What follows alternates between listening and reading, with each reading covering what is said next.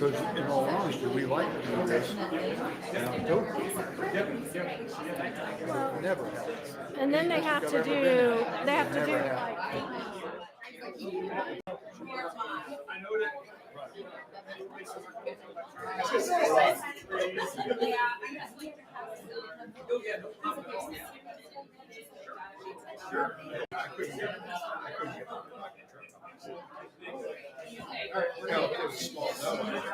Oh yeah, that's pretty typical.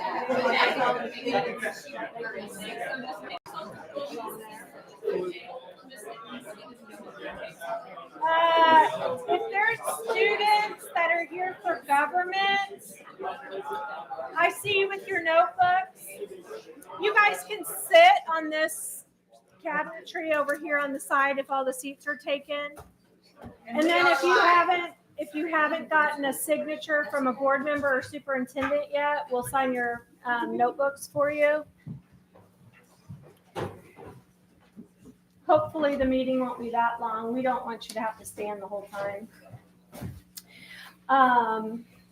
Okay, I think that pretty much takes care of that. I'm going to go ahead and call the board meeting to order. Please stand for the pledge.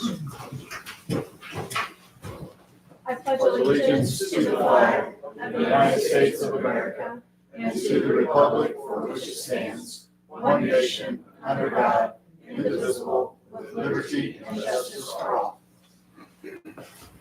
Roll call. Brandon? Yes. Erica? Yes. Andrew? Yes. Jill? Yes. Jade, yes. Chad? Yes. Jessica? Yes. Okay. Just a couple little housekeeping things before I introduce the soccer team. If you're a guest here this evening, there is a clipboard for you to sign in. If you haven't signed in, we can pass that clipboard around. There's also agendas over there on the side table. At this time, I'd like to turn the floor over to our soccer coach. We have a lot of great athletes in the room right now. You guys had a really good season, and we're happy to acknowledge your achievements and accomplishments. So I'll send it off to you, Coach. Yeah, there's a lot of things that not only could be celebrated, but honestly should be from this year. It was the most successful year we've ever had for Effingham soccer, and last year we felt like was probably the best we would ever hit, and pretty much all the records we broke last year, we broke by a landslide this year. So we set out this year, we were hoping, so if you look at all the banners in the gym, there's currently 2 that are empty. So our main goal this year was no longer soccer to have an empty banner. So we wanted to win our region and win conference. And so that was the goal we set out before the season, and we accomplished both of those goals. And we said before the season, anything beyond that is just the icing on the cake. So getting to the sectional championship game, playing against a really, really, really good team in Rochester, and played really well against them. But beyond that, just all the things that the teams did, all the records that we broke. So, like I said, I had a lot I could go through, and I'm going to try to limit it as much as I can because I know that not everyone cares about this, but it deserves to be celebrated. So yeah, as a team, we went 22-2-3, meaning we only lost 2 games all year, and one of those 2 was the sectional championship game. So we lost 1 game all season, and it was to a team we beat twice. So it should have been a truly undefeated season. It was really a dominant season. Started the year out winning the Red and Gold tournament in Charleston, which I don't think we've ever won before. We might have won it once, but I don't think we'd ever won that tournament. So it really started the year off strong and stayed strong all year. So a few things I wanted to highlight. So when I started the senior class, if you're a senior, raise your hand. All the seniors were freshmen when I started, so it's cool that this is year 4 and being able to see the growth. So their freshman year, we scored 35 total goals in one game, 2 games. 2023, we scored 73 goals, over doubling it. Last year, we scored 89 goals, again, thinking we would never break that. And this year, we came back and scored 130 goals and just shattered it, which was wild. So to give like just a general reference, according to Max Preps, the national average from this year for all teams nationwide is 44 goals. So we like tripled the national average. So many of the other stats that I could call out, but I won't. But as much as I want, and I'm going to continue to just talk about the team, but I want to call out Michael. Michael has broke the all-time goals record 3 years straight for Effingham soccer. Last year he broke it at 39 goals. And again, thinking that might be his best. And this year he scored 58 goals. So he alone, he alone broke the national average for a team. Raise your hand, Michael. Which one's Michael? Yeah, Michael, yeah. Good job.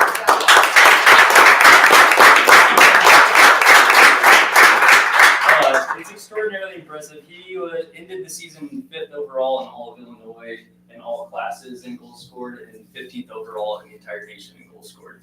And so it's really an incredible talent. And it's not just him. The entire senior class, we have a really strong senior class, really strong junior class, and a lot of really promising underclassmen as well. And so things do look really, really positive for the team. But probably the thing I'm most proud of as the coach, beyond all the success, beyond all the stats and everything else, when I started, we had 18 kids on the roster. For those of you who don't know, it requires 11 kids to play soccer. The year before I started, they had 13 kids on the roster, which is dangerously low. So this last year, we had 42 kids on the roster. So we've over doubled the roster size in these 4 years. So that's the thing that makes me happy, just to see so much growth in the team, that kids are enjoying it and want to bring their friends along, and just the family that we've had. One thing we talked a lot about is we're truly one team. We're one family, we're one team. And I was just talking to Greg about this. We really didn't have any drama this year. It truly felt like one team. Like we were all out for the team's success. And so even all the records that were broken and everything else, I felt like above everything else, everyone was striving for the team and to represent Effingham well. So very proud of this team, proud of all the accomplishments, and I'm excited for next year. I think it'll be another strong year. So good job, all of you guys.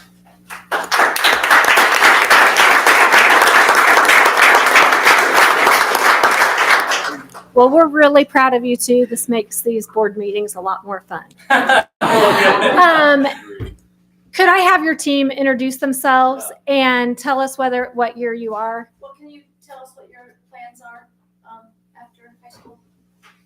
I'm Bryson Brother, I'm a senior. I plan to go to GAU for a teaching degree. Robert, going off of Garcia, sophomore. I don't know what plans yet. Leroy Hernandez, junior. Thank you.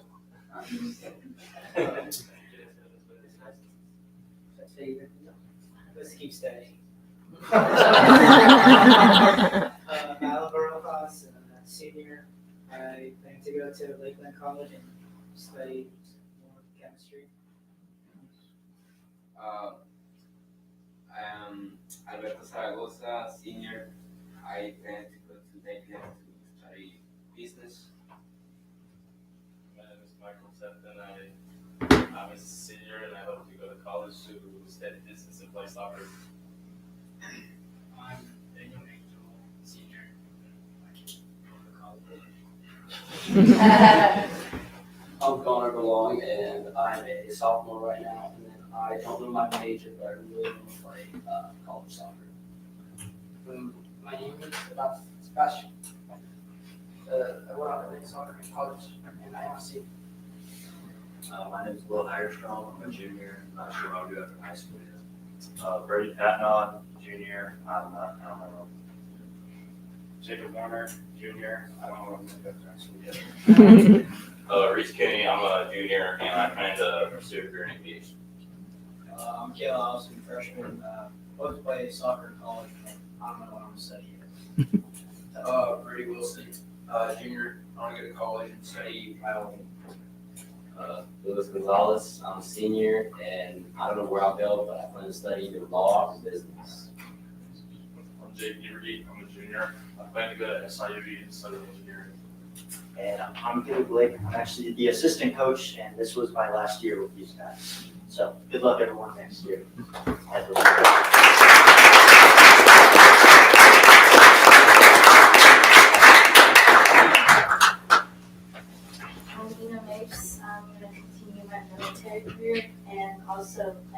go to Lakeland College and transfer to SAU to continue my nursing degree.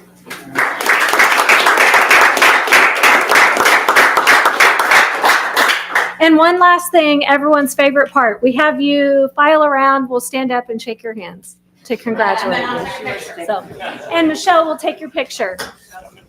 Congratulations. Congratulations. Congratulations. Congratulations.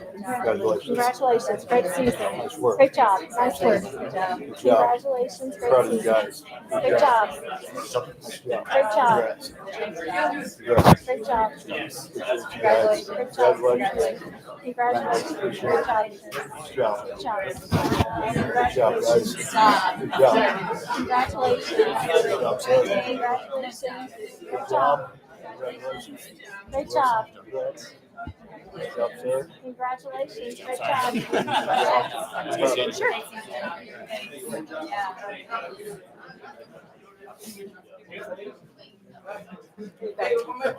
Congratulations. Good job. Hey, thanks for coaching for us. Thanks, man. Thank you so much. You're doing such a great job.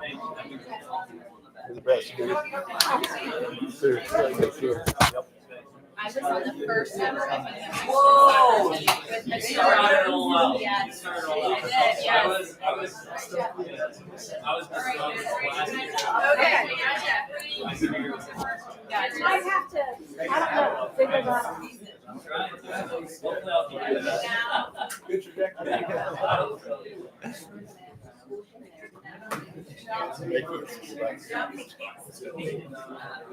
You're too tall.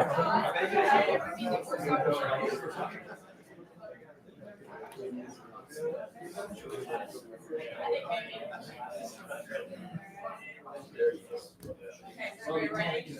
Here, you guys are like sitting down. That way, right, you're like the tallest one on the team.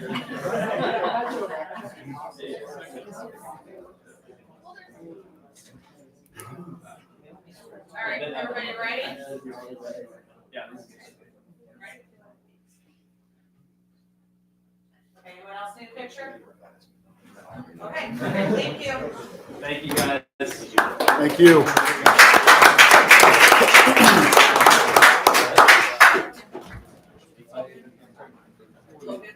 I'll send you this now. Take everyone, okay? Okay, Thank you. Thank you very much to our coaches and players. You had a great season. Make sure that you guys thank your coaches and your parents and your teachers too. Yep. Yep, you're good. See ya. Thank you, guys. Thank Thanks you. again, guys and gals. Gal.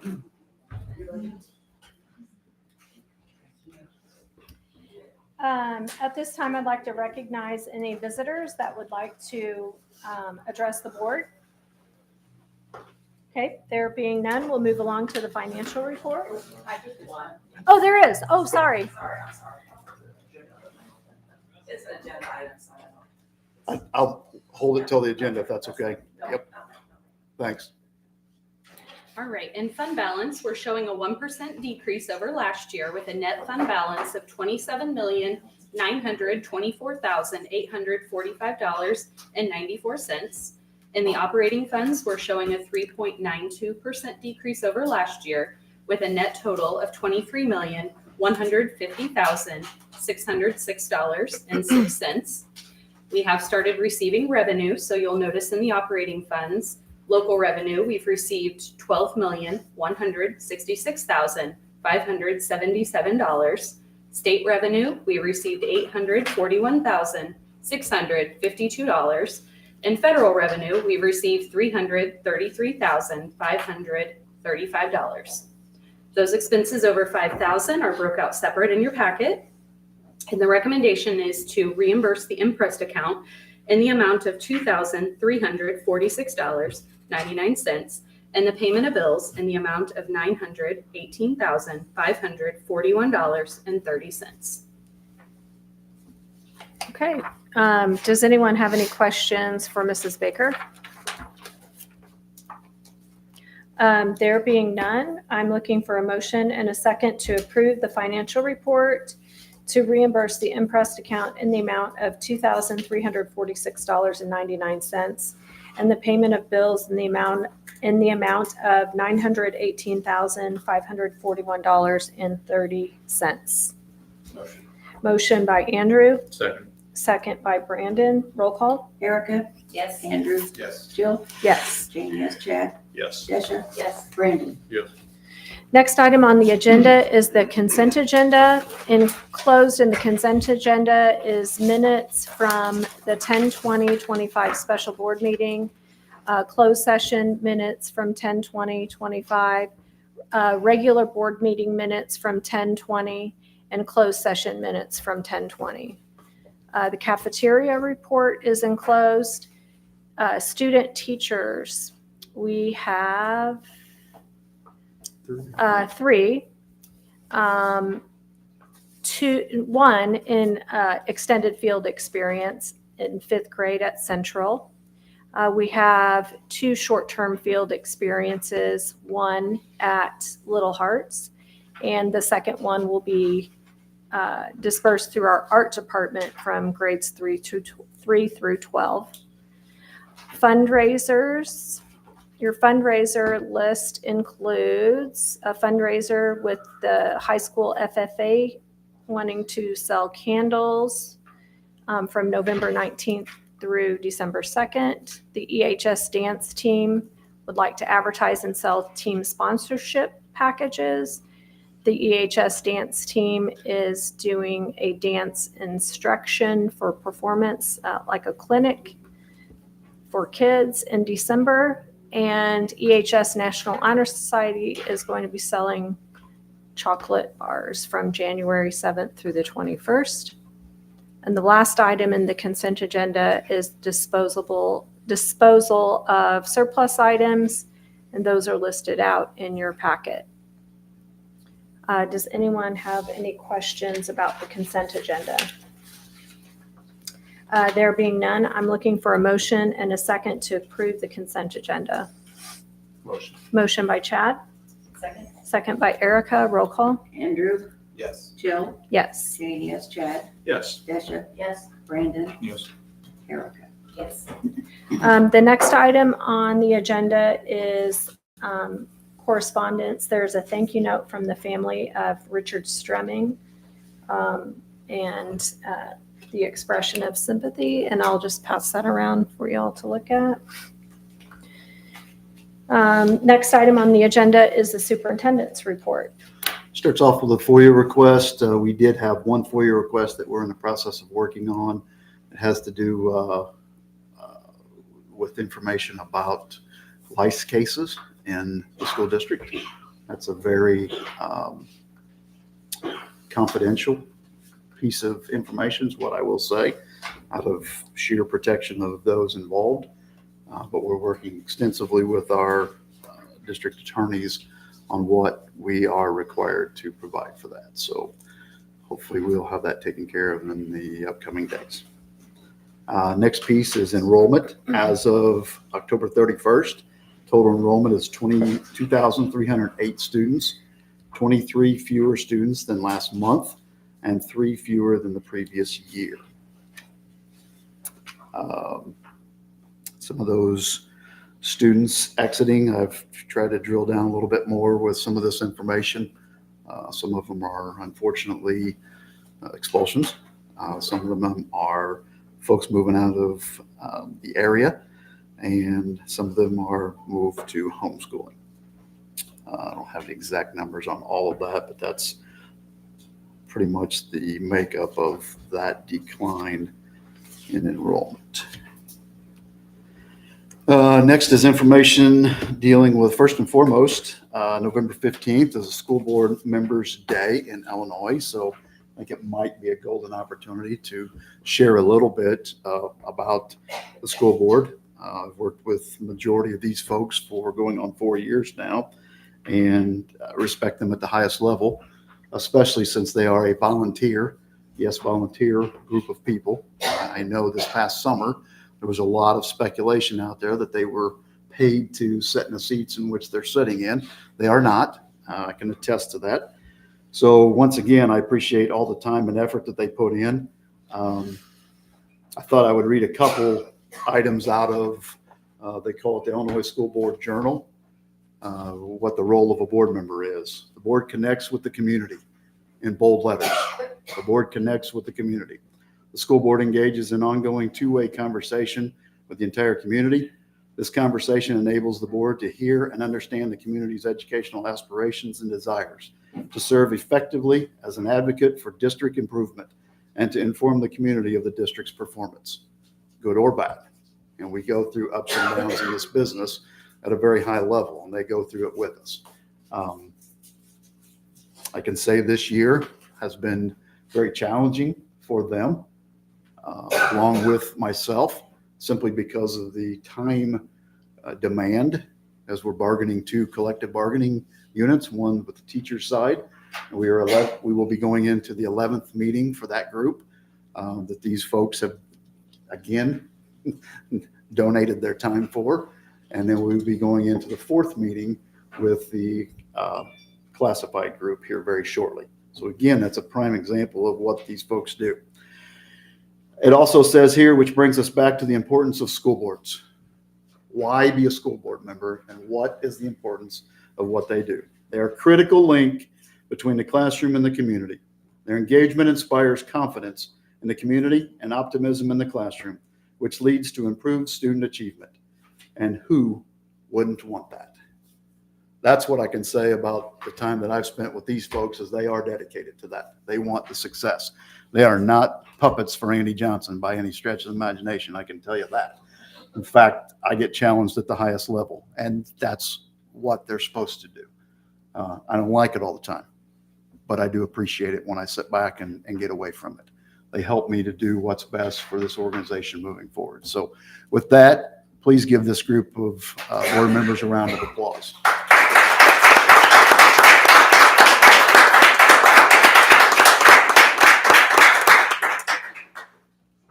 Anything anybody wants to say from the board standpoint? Thank you. Thank you for clarifying that we're not paid. You're welcome. Thought that was extremely important tonight. We do get a sandwich once in a while. Yep. I think it's interesting because I think people don't truly understand what goes behind the scenes, the committees they're on, the obligations of going to various things. We've got the school board convention. We've got a couple of board members that are going with myself and some more staff to the school board convention, which is in Chicago, of all places. And we do that every year. And there's been different board members go on those trips every year with me. So again, they take a lot of time to invest in what goes on around here, and I appreciate that, and you should too. Next on there is some information about school maintenance grant. The deadline this year for the $50,000 match school maintenance grant is January 30th of 2026, going into January. I would like to ask this board, and have shared through their interim report already, the desire to hopefully at the December 15th board meeting to approve an application to submit to the Illinois State Board of Education, so we don't wait till January to get that application in. So I'll work with them over the course of the next month. Some items that are being considered that I've thrown in their direction, and obviously we have no commitment to anything at this point right now. You also have to understand it's a $50,000 commitment. We have to spend a matching $50,000. So the project needs to be a minimum, in my opinion, of $100,000 to benefit from this grant. Fence at our south side property that is had to be taken down for the modulars to come in, and some of it's not in very good shape. Would like to possibly consider that as one of the projects. I think that could potentially be a little over $100,000 by the time it was over with. Pavement in the southeast corner of that property, either a parking lot and or a playground. That was something that was discussed in some facility conversations back in the fall. Where we at now? Spring, I guess. Where are we at? We're fall. Last spring, easily can get into over $100,000 worth of cost there. Flooring at EHS, we could possibly break up that project. It's going to be a huge project over years to replace a lot of the floor tile, because it is 27, 28 years old now. Could easily get over $100,000 there. New blacktop at Central's South Playground, estimated cost over $100,000. And then the last one that I've kind of thrown to them, and again, we're not stuck to any of these and or any others that might come up between now and December if they choose to move forward with a decision at that meeting. But the sports complex LED lighting, we do estimate that to be over around $100,000. That would put us in the district with all lighting in the district LED. And from everything we've been told, that is the most economic process or type of lighting to have in for our properties. So I don't know if there's any discussion there, but that's basically just wanted to kind of throw it out there so that everybody's aware that we are working on that. The deadline's January, so we don't have to make a decision in December, but it'd just be nice to check it off the list if we can find a landing spot for that. Questions? Nope. No. And then the last one is we were fortunate here probably 2 or 3 weeks ago. I believe there's a fairly new company in town, Eco Trim. Does a lot of trim work and cleanup work and things like that. The business just out on 32, 33, headed out northwest of town. Came in and paid some money towards about $2,500 of overdue lunch bills, but we were able to wipe some outstanding lunch bills already. We are actually up to about $8,000 in overdue lunch bills already. So that is something that we appreciate, and we've had some other organizations ask a little bit about that. I always ask anybody that donates if you want to be anonymous or if you want people to know, and this group was okay with you knowing about that. So if you see them and know them, possibly tell them thank you. I think is it Ben Geckner is the owner of that organization. Okay, that's it from Superintendent's report. Okay, thank you. Thank you for the recognition for School Board Members Deserve Day. more than that. Yep. You know, we're not in this for us. We're in this for you, the students, and for the community as a whole. If our schools aren't strong, then our community suffers also. So we're doing this for all of us. Next item on the agenda is new business, and we will start out first with the FY25 audit, and we have Doug S. with us this evening. Yes. Thank you. You need to. If you don't mind, If sit you don't there. mind. That way the people that are watching on TV you'd like to be on TV right now. Oh, sure, why not? Doesn't happen anytime else. So. Understood. All right, well, thank you again for having me this year. For those of you, I believe there was an election last April, correct? So do we have new board members? We do. Okay, very good. So, so just to preface what I'm going to say here, so your school's audit, the numbers in the audit are based on what we call the cash basis of accounting, which means that we're only accounting for deposits that were actually made and checks that were actually written prior to the end of the year. So it does not include any amounts that would be owed to you from the state of Illinois or the federal government because you've met their requirements by spending grant funds and haven't requested reimbursement because of timing issues, or it doesn't account for any bills that you would have owed at the June 30th that have not been paid. So it's purely a cash basis system of accounting. So just want to throw that out there before we start. In our audit report that you guys received electronically, we are a little bit different this year due to some government slowdowns, partially affected by the government shutdown, but this really was slowed down prior to that. Because your district receives a certain level of federal funds, you have to have what's called a federal program audit, or what the federal government refers to as a single audit. They have not released the full guidelines on how they want their programs to be tested. They've released a draft version of that, which we relied on to do our procedures. They were supposed to have made that final at some point. Usually that happens in May or June of every year. It is yet to be done this year. So we cannot issue you your full audit report with the federal program audit included. So this year your report is abbreviated to only include the financial statements of the audit. Usually there's another anywhere between 10 and 15 page section at the end that is your federal program audit. So that's not included this year. As soon as the compliance supplement is approved by the Office of Management and Budget, we will finalize that portion of the audit. Hopefully there will be no changes, and hopefully that will require no more work on our end and your end, the business department's end, to finish that audit, but we have to wait to see what the federal government says.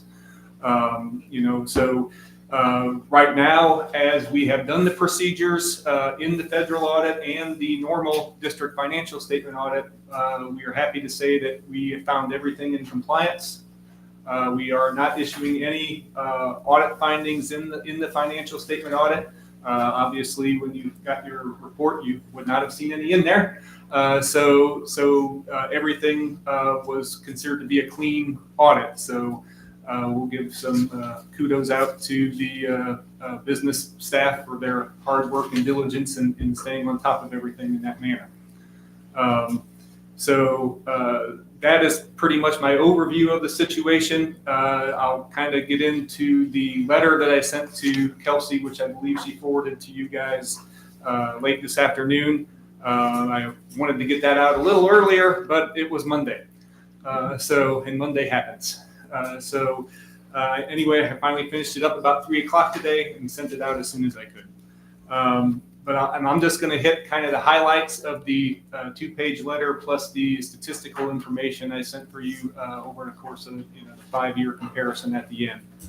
The main thing, of course, that sticks out when you review your financial statements, at least as far as me from an accounting perspective goes, is that, looking at your 4 major funds, you have pretty significant loss this year in terms of your expenditures actually exceeded your receipts by over $3 million, almost $3.2 million. The majority of that went through the education fund, and they took the brunt of the loss. Actually, I believe about $3 of the $3.2 million was in the education fund. There are 2 primary drivers that I can see for this. Number one is that when the district converted its health insurance program for employees from self-funded to commercial, it did actually put more expenses into FY25. The reason for that is, as I mentioned before, you're a cash basis accounting organization. So when you're self-funded, you were paying the claims. The expenses were recognized as the claims were being paid through the self-funded account. Well, those claims are always behind, sometimes months behind. So when the self-funded program was terminated, all these claims kept coming in and were paid in fiscal year 2025. At the same time, you were starting to pay your commercial insurance for current coverage for FY 2025. So that caused a significant increase in your health insurance cost for FY 2025. I had calculated that to be over $1 million of extra health insurance because there was that many claims out there. And when I went back to look at your self-funded health insurance account balance, it was around that area. You had over $1 million in that account. That was all spent down in unprocessed claims, and so that kind of made sense as far as how that worked. So, but your health insurance costs as a district went up $1 million between FY 2024 and FY 2025 mostly because of timing of terminating the self-funded program and moving towards commercial insurance coverage.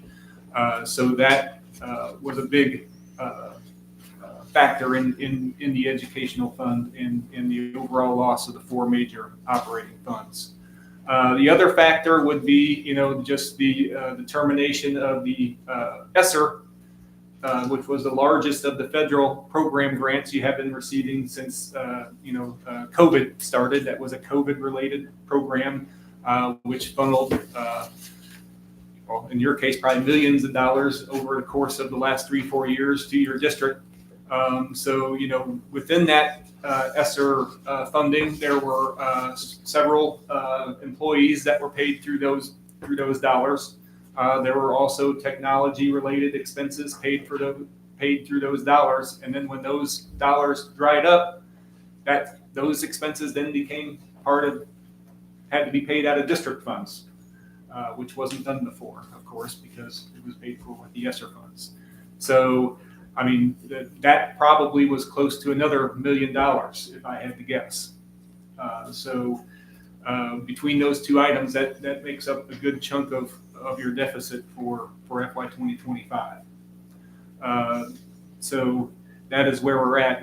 And feel free to interrupt me and ask questions if anybody has any questions during my time here. I don't mind being interrupted while I'm on one track. So, so if anybody has any questions, I know we're talking about big dollars here. I believe from talking to Kelsey while we were on the job, I believe you're expecting an improvement on that for your FY 2026, which, I would only think that would be the case especially because of the health insurance issue, because that's not going to repeat itself.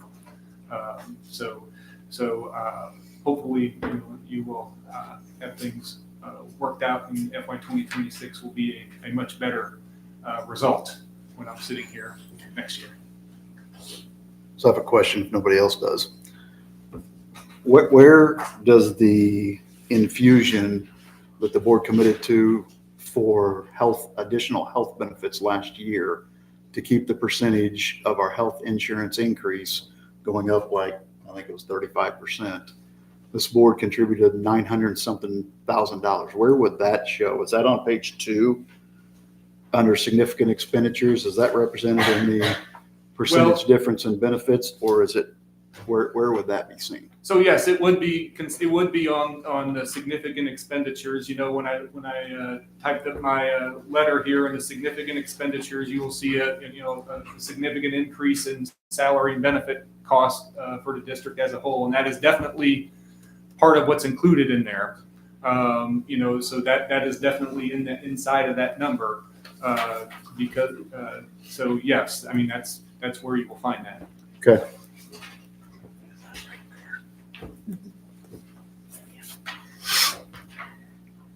The other item I like to talk about when we look at results of operations, because it's new and it's still new to the district, and it's kind of I will call it one of a kind, because our firm audits 26 school districts throughout the state, and we don't have anybody else that has this. The Little Hearts Daycare, it did show a small, loss this year that also helped contribute to the loss of the operating funds. This year, it looks like it was roughly around $160,000 of expenditures over receipts. So that is also a little bit of a contributing factor to where you're at.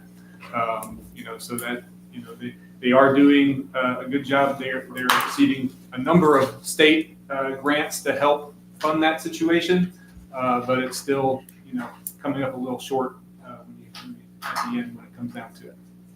But that also represents the closing of June 30th. So if we brought revenue in after June 30th, that would have been back paid onto this, that wouldn't have been reflected in here. Correct. So yeah, that's correct. If there was some grants that were, generally there were. In your situation, the way the state of Illinois works is that if you receive a grant, you generally have to spend that money before the state will give it to you. They generally don't give it to you in advance. So if there was grant funding expended in FY25, but not yet received, that would be an expenditure out the door that's still, not received. Now, over the course of time, this is really, I think this was actually the first 100% full year. Correct. And your grants were just starting.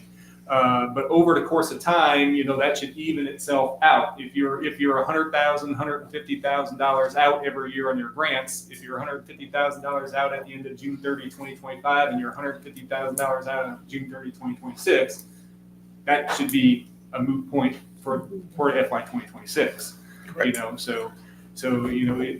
Over the course of time, it will even itself out. Depending on the level of how much you've spent and how much you got reimbursed. I think it's also good to clarify again for those that maybe don't know, that's Fund 11. It sets a loan. It doesn't utilize taxpayer money. This is strictly off of grants and funding. It's self-sufficient. The other piece to that is if we're going to show a loss down the road, then we will be raising tuition for those students to attend there. We have the luxury to do that.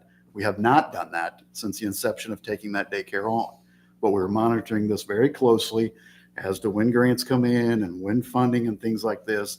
And if we've got to come back, if we're going to show $162,000 loss, we'll absolutely increase and ask you to increase tuition costs. But right now we think there's some money that basically, I don't know if it covers this zero, but we'll double check that. I think we're pretty close to zero is what we're showing on our books. But very good.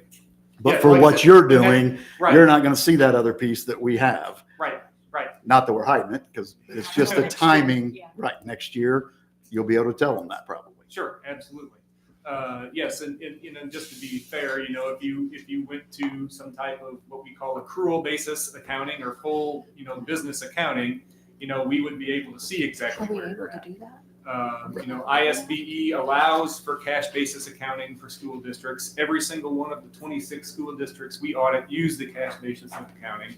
If you really wanted to switch to accrual basis of accounting, that would require a lot more work on your accounting end of things to figure out all those necessary accruals that have to be calculated and added to your financial statements, and would also require us to do a lot more work on the audit end of things. Not saying it can't be done, of course, but it would put an extra burden on your accounting department. It's not common around. Not saying that we couldn't. We could. It is more common up north for whatever reason, but it's not common down here at all. Okay. So moving on, the significant expenditures heading, we did approach this just a little bit. Obviously, when we're looking at school districts, all of the school districts that I work with, their most significant expenditures is people. That usually takes care of anywhere between 2/3 to 3/4 of a district's annual budget. And you can see this year, the total annual amount of salaries and benefits paid, which represented almost $29 million, which went up $3 million from last year. Of course, $1 million of that, as I explained before, was your increase in your health insurance because of the self-funded termination. So if you take that out of the equation, you would have had an increase of $2 million, which would have been about an 8% increase. Based upon my review notes of the audit, there were some programs that were expanded this year. It looked like there was some expansion of some extra programs in the vocational department at the high school, the CTE, and also I believe I think that it was English as a second language or bilingual. ISBA refers to it as bilingual, and also maybe security as well. I don't think that was in the letter, but I think that also stood out to me. But those three programs were expanded and with more people, which of course cost more. So it's not, when you're looking at this, people did not get 8% raises. It's because there was more people as well. So that was your cause of your increase in that area. Not much in the way of capital projects this year. The largest purchase this year was a bus. I believe it was a special bus that was roughly about $150,000. Nothing else larger than that. Looking at your ISBE score. So ISBE every year gives you a financial profile score. which the highest you can get is a 4.0. It uses 5 tests. It grades you separately on each test. And again, it's kind of almost like a GPA type of format. Your score this year was 3.35, which is, I think, the lowest it has been in at least 5 years. Because you've not been that low in at least the last 5 years. So the reasons for that are the things that made you be reduced from the perfect score of 4 is you lost 0.35 because you had a loss in your operating funds. You also lost, I believe it was, well, I think the rest of it, the other 0.3 that was lost was because of your debt limitation. If you remember, there was a large debt issuance that was done in the spring of 25. Unfortunately, that was repaid in July. I believe on July 1st or July 2nd, if I'm not mistaken. If it would have been repaid 2 days earlier, that would have been off of your books. And you wouldn't have been reduced by 0.3, but only would have been reduced by 0.1. So it's kind of crazy how 2 days makes that difference, but there's nothing we can do about it. That was your condition at June 30th, 2025. So that would have pushed us to over 180 days instead of 179? No, Cash on hand? that would not affect your days Oh, it of wouldn't. cash on hand. Okay. Yep. That Okay. would not have affected that. It would have affected, there's one test on there that is, that calculates the percentage of your long-term borrowing that's available.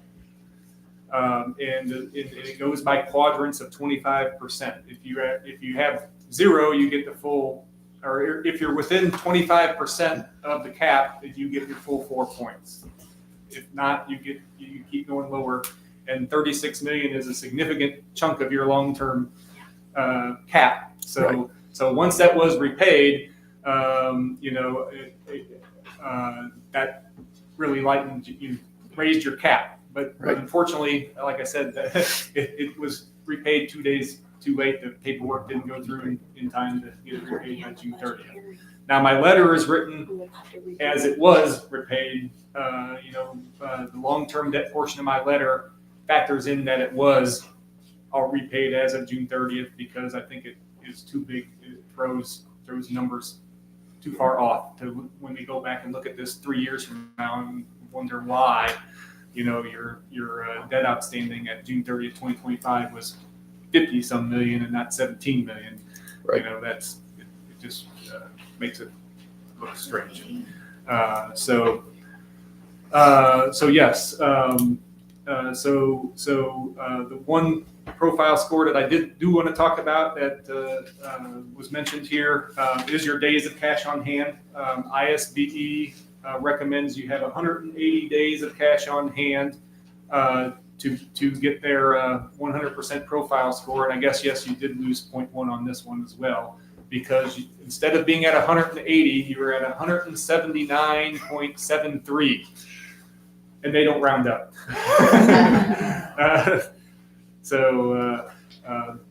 They're not very nice. But you needed about $25,000 more in the bank at the end of the year to hit the 180. Very, very close. That, and I will say that number, of course, dropped significantly because of the loss in the 4 major funds. And those are the only funds that ISBE includes in that calculation. So obviously, you would have been, much better shape. It would have took a hit because of that. But you're very close to having what ISBE recommends. But as your expenses go up, that's also a part of this equation. Days of cash on hand measures how much you have in the bank against what your expenses are per day. So if your expenses go up, then your expenses per day is obviously going to go up. So, in simplicity terms, like if you had a school district with $1 million of cash in the bank and you were spending, $1 million, you would have 365 days of cash. But if you were spending $2 million, you only have 180 days of cash. So if you continue to have $1 million of cash in the bank, but your expenses continue to go up, you're going to have less days of cash on hand, and that's part of the reason why also this number is also decreased because your expenses are increasing as well. So it's kind of a double-edged sword there. How's the point fluctuation happen then? You said it was 0.1 because we were, instead of 180, 179. Correct. So if you drop to 175, it would be. That you won't go down you won't lose another 0.1 until about 100 days of cash on hand. So you're well within losing that. Yes. And then if we get above 180, we just gain that. You gain that 0.1 back. And that's all you can get. That's all you can get. Right. Yep. You're at the second highest level in that regard. You're right. 180 gets you the score that they want you to have. Yep. Mm-hmm. And you were at, like I said, 179.73, which is very close. We're there. Yes, you're there, essentially. Right. But really, that's all I have to present to you this evening. I would be happy to field any questions that anybody has at this time. So when you're looking at the other school districts, have you seen similar increases outside of us going from self-funded to fully insured? But with health insurance overall, have you seen an increase with the other districts? Absolutely. Absolutely. A lot of the districts I work with go through what's called the Egyptian Insurance Trust. And there has been significant increases in their premiums over the last 3 or 4 years. As well as Egyptian Insurance Trust assessing them an additional fee so they could keep their doors open. So it's been, I believe they did that in FY 2025. So they had, a lot of my districts had significant increases in health insurance costs because of that alone. And not to mention the increase in premiums, which, some districts are different than others. Some districts choose to help, some districts choose to increase their benefits. Some districts were still under under contracts that said this is our health insurance benefit that we're offering. They, so some districts changed the way they did their benefits and what the percentage of what the employee pays and what the district pays, and some are standing pat. So that all plays a factor into it too. But most of my districts are definitely seeing increases in that area. It's just the nature of the beast, I think. Do you have a ballpark percentage by chance? Oh, I would say,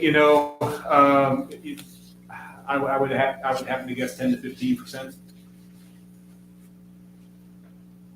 Thanks. You're welcome. Any other questions? Thank you, Doug. You're welcome. How many years have you done this with the district? Well, I've been probably presenting your audit for, I would say, the last about 10. But I've probably been coming here to work on your audit for close to 30. What, 30? Wow. 30. Wow. So yes, I started with Glass and Sheffett in 1996, and as a staff accountant, when I started working with Glass and Sheffett, we were auditing your district, and we have continued to audit your district throughout that time. And you've had, there was a gentleman who was a partner before me who was in charge of your audit, and he passed it along to me when he retired. So you've had 2 people to work with in that 30 years. So, but I've been here anyway. Who knows before that? But, yeah.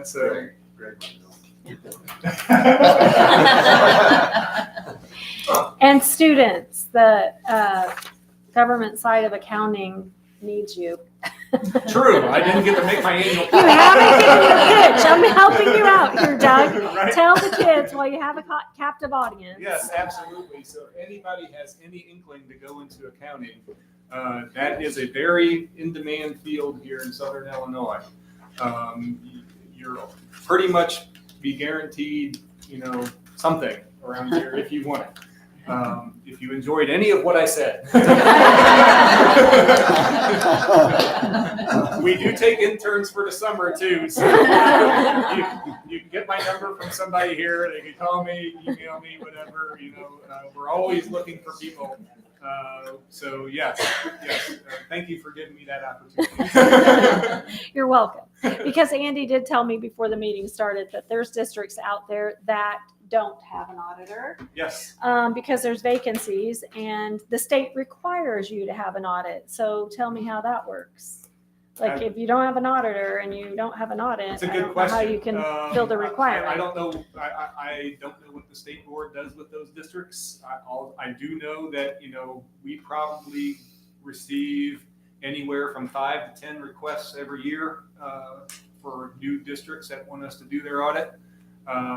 Some years it just depends on where we're at staffing wise and what we feel like we can handle. I would say this year going into next year, we probably won't be in the market for taking anymore because we don't have the people.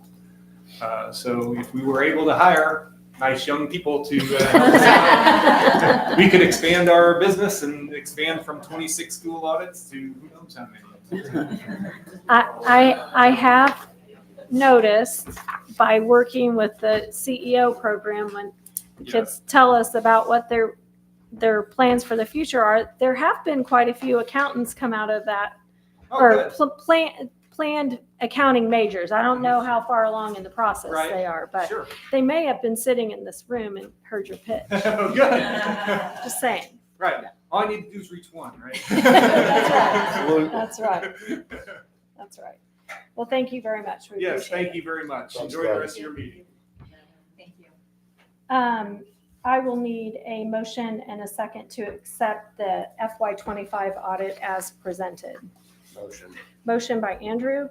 Second. Second by Erica. Roll call. Jill, Yes. Jane, yes, Chad, Yes. Jessica, Yes. Brandon, Yes. Erica, Yes. Andrew. Yes. Okay. Thank you. Next on the agenda is the approval of the agreement with ERCF/Core Academy. So that probably brings. It's basically the Mrs. same Diane. document that I brought to you at the last meeting. The attorneys have cleaned it up.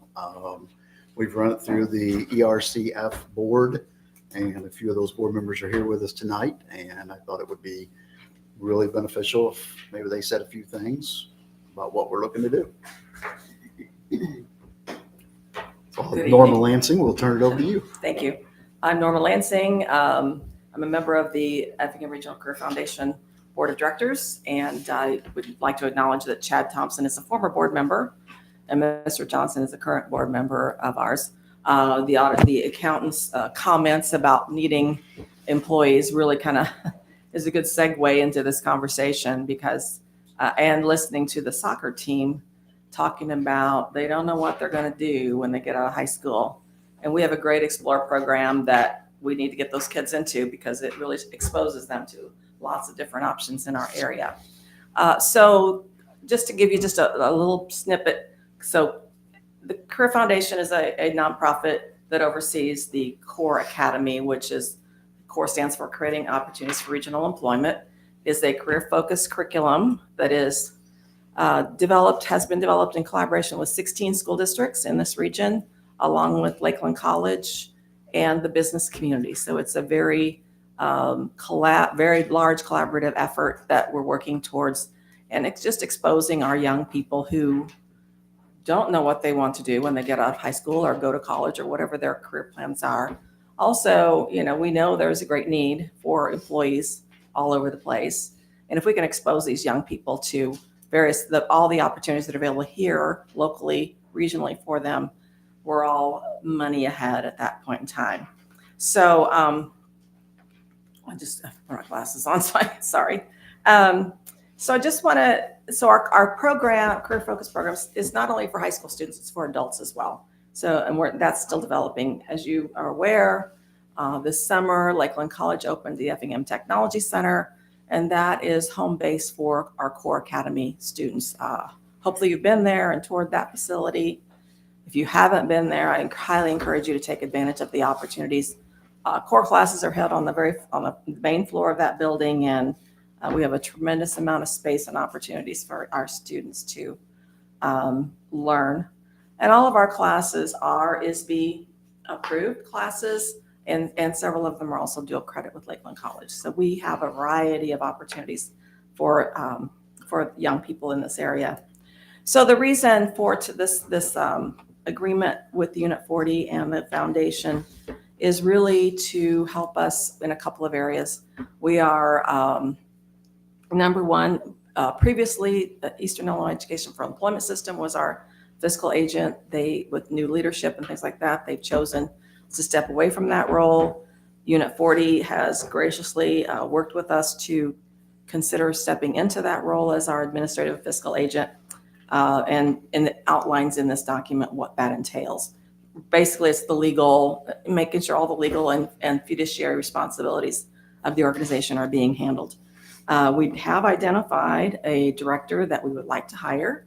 And this person is in the education system currently, so is interested in being able to maintain those TRS benefits. And so that's one of the reasons why this agreement with Unit 40 is important for both of us, that this person has the opportunity to continue that retirement plan, as well as for us to be able to get a good quality person who knows and understands education and also has previously run a business. So they've got great qualifications on both sides of the table. I think that's really the basics of what this document is. So if you have any questions, I'm happy to answer them, but we really appreciate Unit 40's willingness to work with us on this. Would point out, just for knowledge for everybody in the room that, and wherever listening, that there is, we will reimburse Unit 40 for the expenses of this. We're not asking for this to be, given to us necessarily. This is a pass-through opportunity, also an opportunity. We will be paying an administrative fee to the school district for their services to us. It's very common throughout the state for vocational centers, even though we're not a vocational center at this point, but that could be something down the road if we ever desired to move that direction. Litchfield, I think, is tied to one in their area. I'm not sure how Oka kind of started out that way a little bit. Lyft, obviously, and Mattoon is fully connected to the school district there, so it's not uncommon for this type of thing to take place. But the intent's that there will be no financial burden on the school district to take on this endeavor. That's basically, in essence, what Norma was alluding to there. Okay. Does anyone have any other questions? I think it's awesome that we have the facility now and exposure, and getting the word out, I think, is one of the biggest hurdles. If parents know about it, they can encourage their children to explore more career opportunities and educational opportunities through the program. So we're glad to help. Thank you. We'll probably take the next month, 6 to 8 weeks, probably talk with the auditor, talk with our financial side on how to establish, I'm assuming it'll probably be a Fund 12 or something like that, very similar to how we're set up with Fund the 11. daycare. Mm-hmm. So we'll work through those details and keep you posted as we move into that. We anticipate this probably taking effect mid-January. Okay. Any other questions? Just like to thank Norma for her leadership in sticking with this program since the beginning. She retired, from the chamber and then took on this. So. But thank you, Norma. It's very important to me, so. You've got Bob back here, I think, Yes. since he's here. Yes. I think kudos, absolutely. Like you're all involved. Norman has been the apostle for this Right. section. Yeah. Well said, Chad. Thank you. Thanks, Norma and Bob. Okay, if there's no other discussion or questions, I am looking for a motion and a second to approve the agreement with CORE ERCF to become the fiscal administrative agent for the ERCF/CORE Academy. Motion. Motion by Chad. Second. Second by Erica. Roll call. Jill? Yes. Jane, yes. Chad? Yes. Jessica? Yes. Brandon? Yes. Erica? Yes. Andrew? Yes. Okay. So next item on the agenda is never too early to talk about graduation. It's November. Does anybody want to weigh in on that? Take it as early as you can get it, right? We started this, I believe it was last year, trying to get this out fairly early for people that travel late in the, set your travel plans from California and wherever somebody might be coming from to enjoy the day of celebration with our kiddos. So I think you can just read up there. Right. We know that the end of the school year can change, but graduation date, we're going to go ahead and set for and accept Mr. Roberts' recommendation that the board approve the graduation date for the 25-26 school year to be Sunday, May 17th at 2 p.m. So you can put those on your calendar as soon as the board votes to accept the graduation date. Does anyone have any questions? I'm looking for a motion and a second to set the 2026 graduation date as May 17th, 2026 at 2:00 p.m. Motion? Motion by Erica, Second. second by Brandon. Roll call. Jane, yes. Chad? Yes. Jessica? Yes. Brandon? Yes. Erica? Yes. Andrew? Yes. Joe? Yes. Next item on the agenda is the 2025 report card data presentation and the official summative designations by Mrs. Shelley Beck. There might have been a few smiles back here as you were naming the date for graduation. I was watching them write it down. So in your packet, you have a longer report than I'm going to be able to cover today. So if I don't cover something and you're still interested, you're welcome to contact me. There's a pretty detailed chart, been keeping it for years, and I'll just run through some of the highlights there. Our low income rate is down from the previous year, and a lot of that is because we were CEP, and when we were CEP, we could not collect official income information, and so it was more self-report, and so now we're able to collect the actual income reporting. If you're going to qualify for free or reduced lunch, there's specific paperwork that you have to fill out, and so we're able to collect that now. So I look for those numbers to go up next year. Our English language learner population, as you know, has increased. It continues. We were at 6.1% last year, and I think the last time I looked, we were about 6.8, 6.9% this year, with the potential to hit at least 7% before the end of the school year. Mobility is just a smidge over the state average at 8%.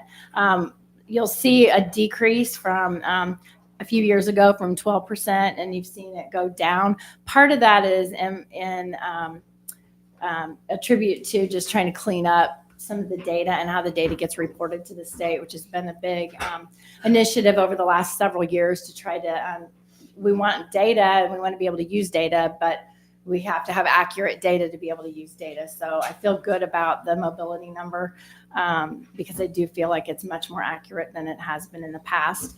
We still have, it's about a 60-40 split with our staff, 60% having bachelor's degrees and 40% having a master's degree or higher. And then our 3-year teacher retention is higher than the state average still. So that's good that we, despite having the shortage and trying to staff everything with quality staff, we're still above the state average with retaining our teachers. And then our operating expenses per pupil are still below the state average. So that is something to strive for as we talk about the audit and being fiscally responsible. Our 4-year graduation rate is actually up from last year, and it's right at the state average at 88.8, rounding up to 89%. You'll see that we still have a pretty good 5-year and 6-year graduation rate. A lot of that is due to students continuing on, even though they may not have enough credits to graduate in 4 years, they still continue on, and we don't, we try not to shove them out the door. We try to still let them accrue their credits and graduate whenever they can graduate. And some of that also is due in part to students having an IEP. They can attend up to their 22nd birthday. And so the state numbers will show you IEP rates. Ours will not, because there are too few students. And so that would create a confidentiality issue. So our IEP numbers at the for the graduation rate are not reported out. Our dropout rate is down from last year, so that again is something to be proud of. It's slightly higher than the state average, but it's not that much higher than the state average. Our attendance rate is up from last year also, and it's above the state average. Our chronic absenteeism rate is down from last year, and it is significantly below the state average, so that's good. And our chronically truant, we've got some truancy officers that we work with here in the area, and they do a good job for us.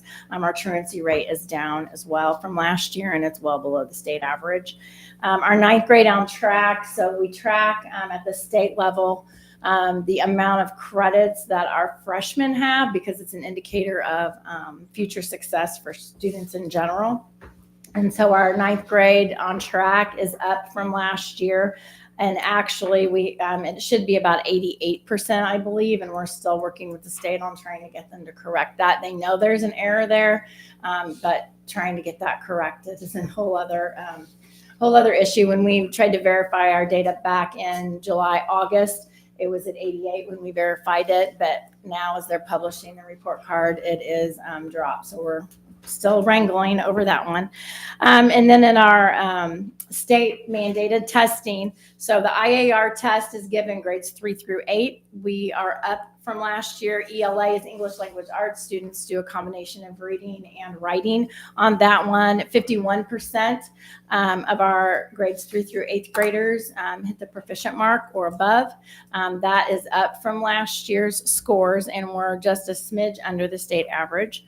The growth, which is tracking a cohort of students, so 3rd graders to 4th grade to 5th grade, and it tracks their growth over time.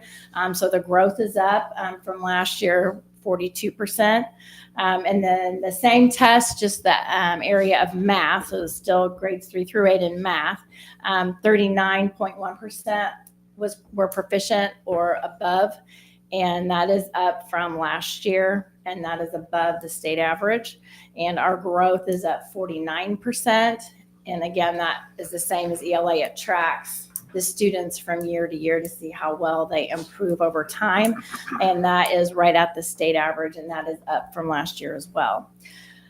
A big change was at the high school level is the College Board had the state contract for years to give the high school level test, and they had to rebid it. And when they rebid it, ACT came in and got the bid. And so we last year started giving the ACT test again, which is what we gave years ago. And so we kind of switched back and forth. And so we don't really have any recently comparative data to go off of, because the year before was the SAT. And while you can look at those scores and make, some observations, it's not the same test. So on the ACT, ELA, 54.1% were proficient or above, and that's above the state average. On math, it was 39% were proficient or above, and that is right at the state average. And in the science area, 44.2% were proficient or above, and that is a little bit below the state average. Now, the next one that you see on here is the ISA, and that is the elementary and junior high science test, grade 5 and 8. They were at 44.8%, and that's a little bit above the state average. So that's all. We're on a positive track, I believe, with our academics. We put in place some things data-wise to try to look at our academic data, to try to put in some interventions. We're looking at Central, we have a much more robust intervention system. this year that everybody has worked very hard to implement. And the intervention system does not just include students who struggle, it includes all students. So even students who are well above the rest of their individual classes, they are getting a lot of enrichment this year that they maybe wouldn't have seen in previous years. There's a lot deeper focus on understanding the material and maybe not going quite so rapidly through, but digging down deeper into the material also. At the junior high level, they're trying to differentiate. They use a couple of different online resources for that. And they've looked at the master's schedule to try to rearrange some things so that they can better target instruction and student needs through that as well. We've got some supplemental and some core reading programs for students who struggle. So we're trying really hard to implement those as well. That's across all grade levels really, but junior high and high school are really trying to implement those. Looking also at the high school, trying to prepare a little bit more for the ACT, try to focus in on the style of questions, because even when you're presented with the test, you may have a lot of quality skills, but you have to also understand the test. And so because the ACT is now the test, trying to just familiarize students with that, that's been a focus.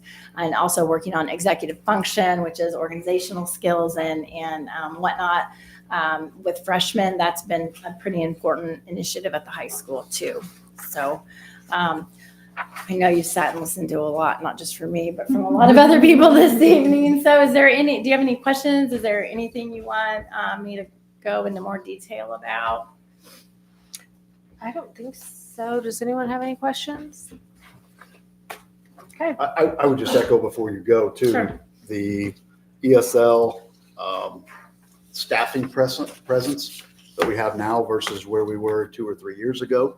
Yeah. Again, I think we're right there close of still being able to meet the needs, but we're monitoring that heavily every day. Again, you have to keep in mind that costs money. Okay, so when we listen to presentations about budgets being over, sometimes, some of that I'm responsible for. I'll take credit for some other things, but we've also got some needs that have to be met. And so that put us in some positions to be able to do that. And I appreciate this board and obviously the community for embracing that, for being able to pay those staff to be able to do that. So that's something we're going to be keeping a close eye on moving forward. We've been talking a lot about it lately. Has a heavy impact, and we appreciate those kids and we want them taken care of, just like all kids. Thank you, Shelley. Thank you. Great job. Thanks. Okay, I am looking for a motion and a second to accept the 2025 Illinois report card data as presented. Motion by Andrew. Second by Desha. Roll call. Chad? Yes. Jessica? Yes. Brandon? Yes. Erica? Yes. Andrew? Yes. Jill? Yes. Jane, yes. Okay, next on the agenda is the approval for the bus lease with Midland States Bank. So buses are set to be all delivered. The last one will be delivered in December. These buses were ordered over 2 years ago, so a little bit delay in getting those. We were able to get a lower interest rate by using our bank. So we are going to use Midland States Bank for financing. And the total is there, $1,394,109 for those 9 buses. Okay, does anyone have any questions? It's a little bit different than a personal vehicle lease. Correct. Correct. That is Yes. correct. Thank you Yes. for clarifying Yes. that with me. Mhm. Yes. It's a lease to buy purchase, Right. but at least to buy process, not purchase, lease to buy process. Because at the end of the 5 years, we do technically own those buses. Then we're in a position that we can sell them, which we have done here just recently with the new ones coming in, and or trade back. And I'm not going to get deep in the weeds, but you also have to understand we heavily monitor that process too, because when you sell a bus yourself, that has to get claimed on your reimbursement claim. Therefore, puts you in a position to potentially, depending on what you sell that bus for, you could lose out on as much benefit and reimbursement back from the state.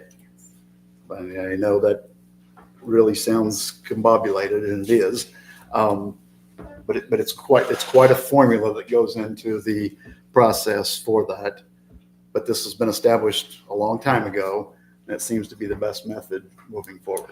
My hope would be that we get to a point that we could possibly buy less buses.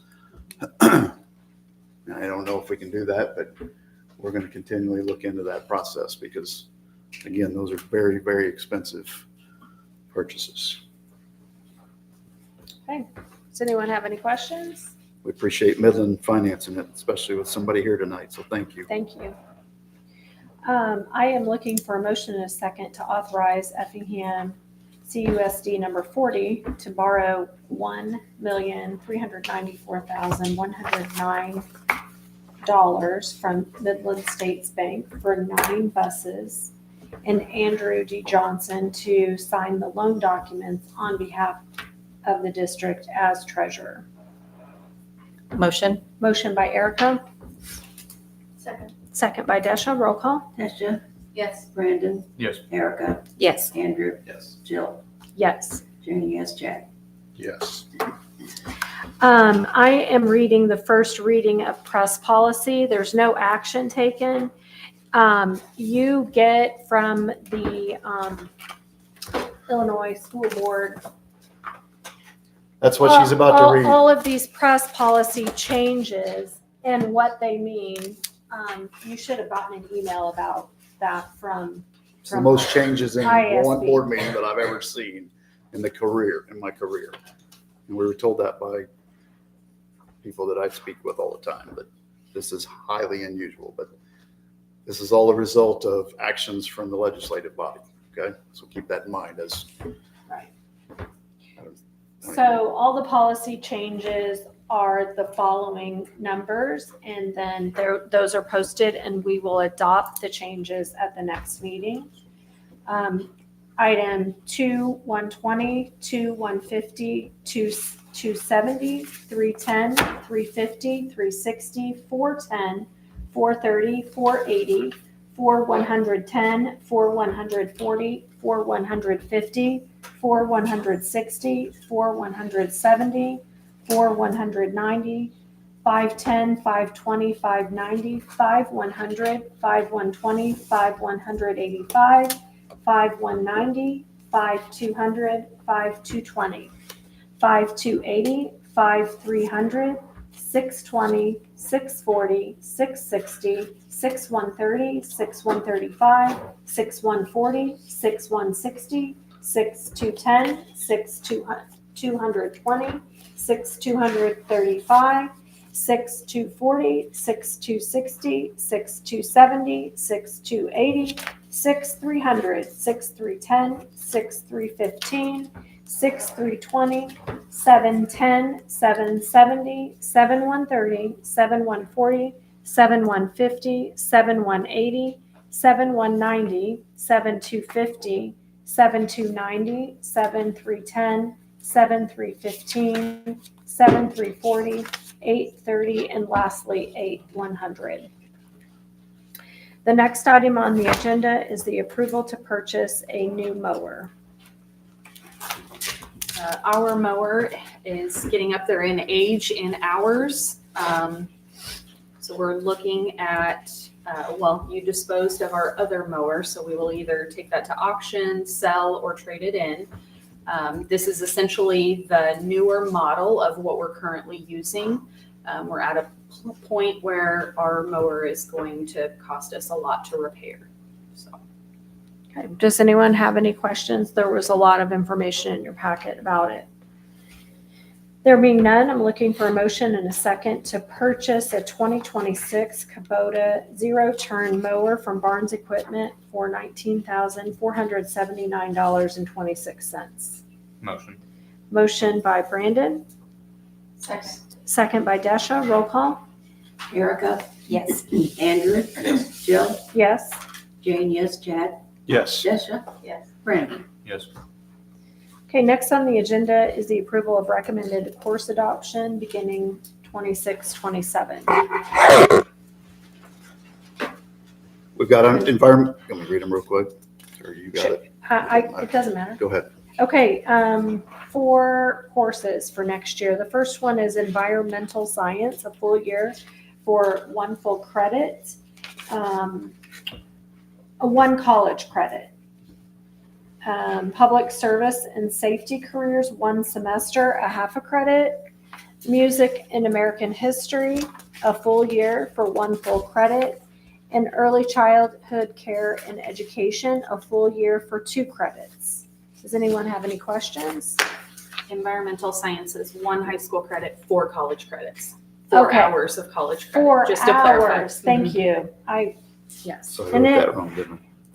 4 hours of It's college just credit. cut off. And I'll is just that add it. considered bio 130? Is that, okay. Yes. So it's a environmental science that's listed in biology for 4 credit hours. Does anyone have any other questions or clarifications? Okay, I'm looking for a motion and a second to support the adoption of courses in environmental science, public service and safety concerns, music and American history, and early childhood care and education to begin with the 2026-27 school year. Motion. Motion by Erica, Second. second by Brandon. Roll call. Andrew, Yes. Jill, Yes. Jane, yes, Chad, Yes. Jessica, Yes. Brandon, Yes. Erica. Yes. Okay, that will conclude the open part of the meeting. I will need a motion and a second to enter into closed session for the following items. Letter A, 5 ILCS 120-2, that is for employment compensation, discipline, performance, or dismissal of specific employees of the district. The next item is collective negotiating matters between the public body and its employees or their representatives, or deliberations concerning salary schedules for 1 or more classes of employees. The third item is student disciplinary cases, and the last item is litigation when an action against, affecting, or on behalf of the particular public body has been filed and is pending before a court or administrative tribunal, or when the public body finds that an action is probable or imminent, in which case the basis for the finding shall be recorded and entered into the minutes of the closed meeting. Do I have a motion and a second to come out of, or go into closed session? Motion by Andrew, Second. second by Chad. Roll call. Jill, Yes? Jane, yes, Chad, Yes. Jessica, Yes. Brandon, Yes. Erica, Yes. Andrew. Okay. Thanks all. That concludes the open meeting. Did everyone get their signature?